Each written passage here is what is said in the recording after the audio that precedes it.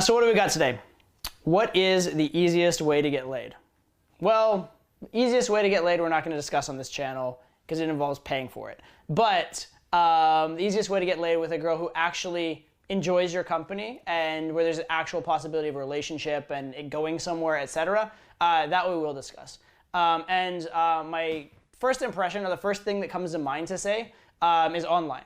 Right? Online is kind of the easiest way to get laid in some ways, but when I actually think about it, the real answer is it depends. The real answer is it depends because it depends what you particularly are good at.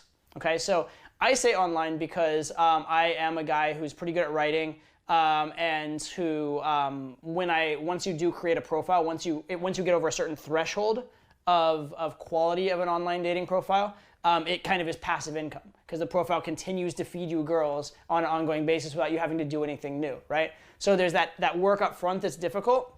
But if you can do that work up front, the cascade of women afterwards is pretty effortless, right? So in the sense of just getting volume, if you're at a high enough level with your writing and conveying yourself and those kind of things, and you can get good photos, that online is very good for just getting an abundance of sex, right?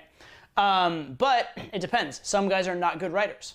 And a lot of guys, most guys who go online get no results ever. Most guys match with like nobody or match with some like, really obese, like very unattractive women with bad personalities, and that's not very appealing. So, that's not necessarily the case for everybody, and different people have different strengths, right? Let's say that you are pretty good at being social and pretty good at, having friends and just going out and having a good time. For you, going out with your friends and social circle might be the easier way to get laid, right? For me, in year 2000, when I started learning game, doing cold approach was the easiest way for me to get laid because online dating didn't really exist at the time much, and it was very like sketchy, right? There was this like huge stigma about like, if you meet someone online, you're probably gonna get murdered and thrown in a ditch back then.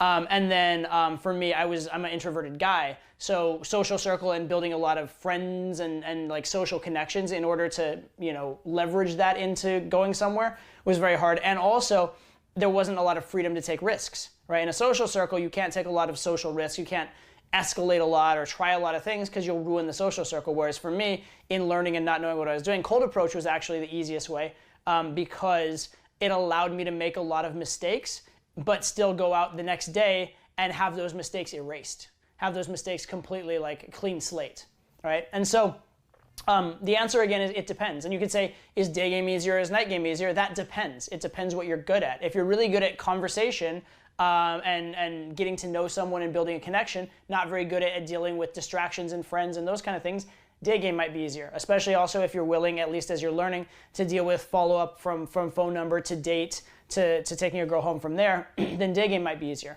On the other hand, if you're really good at getting physical and you're good at like sexual vibe, but you're not so good at talking and you don't mind a little chaos, then night game might be easier. So the real answer is to look at economics, right? It would be it wouldn't make sense economically for any one platform to be that much easier than another, right? So for example, if online dating was so easy to get high quality girls on a regular basis compared to everything else, well, everyone would go to online, which would then make it more competitive and it would no longer be easy. If day game was way too easy compared to everything else, well, if people are being smart, more guys will start doing day game, it will become more common, and the threshold for being an attractive guy and standing out in day game will increase, and then therefore day game will be harder, right? So just using like the efficient market hypothesis, which isn't actually entirely accurate, but it's a roughly good model in economics. You can use the efficient dating market hypothesis, so to speak. Wherever you're meeting girls, it's a competitive environment. Wherever you're meeting girls, you're competing with other guys, and so you need to have an advantage in that arena, right? So the key question to how is the easiest way to get laid, it depends on you. It depends what you specifically are best at. So ask yourself, what platform are you best suited to? And that is the platform that you should be considering for the ease of having results.